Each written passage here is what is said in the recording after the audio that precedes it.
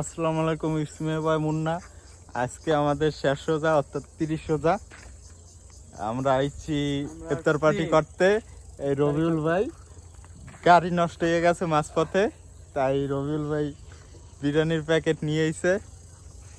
আর আমাকে আরো লোক আসতে আছে অন্য গাড়িতে। আমরা একটু আগে এসে পৌঁছাইছি। এই যে সূর্যটা কত সুন্দর, এটা ফোকাস করি। এই সেই লাগতে আছে না? অবশ্যই কমেন্টে জানাবেন কেমন লাগতে আছে। ভাই সে সব খাবার সাজাই রাখতে আছে। এই যে প্লেসটা অবশ্য অনেক সুন্দর, এই রেন্ডিতলা। হ্যাঁ, ওই যে নদীর পার, আমরা আছি মাঝ বরাবর। রবিউল ভাই কেমন লাগতে আছে? অনেকদিন পর দেশে ঢাকা থেকে। ভালো, খুবই ভালো।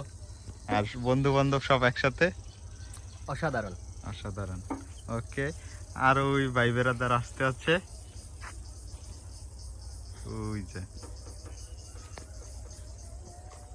তোর মধ্যে একটা আছে আলিশা বন্ধু। কই না, যারে কইছিলাম আলিশা বন্ধু, হে ডাবল টানতে আছে। কেমন আছো? আলহামদুলিল্লাহ, তোমরা কেমন আছো? এই যে অবস্থা। এই তো সেই কেমন লাগতে আছে? আসসালামু আলাইকুম। এই হচ্ছে পরিশ্রমী লোক, কান্দে করে নিয়ে আসতে অনেক ওজন। হ্যাঁ, সে কাজটারে ফিল করতে আছে যে আমি কাজ করতে আছি। এ শাকিল, কোথায় তুমি? এই আমার বন্ধু শাকিল, এই মিজান, আর ওই রাহান চৌধুরী, আর এই যে আবু বকর সিদ্দিক।